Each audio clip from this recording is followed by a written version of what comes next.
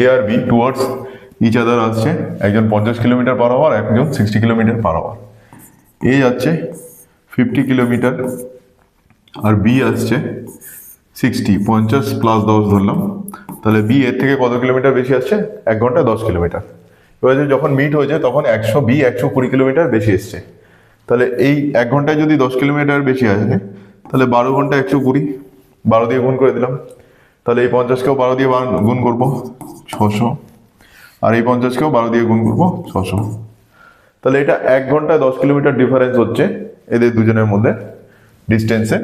তাহলে 120 kilometre distance বের করতে হলে আমি 12 দিয়ে গুণ করবো 10কে, তাহলে সাইমালটেনিয়াসলি এগুলো মাল্টিপ্লাই হয়ে যাবে 12 দিয়ে।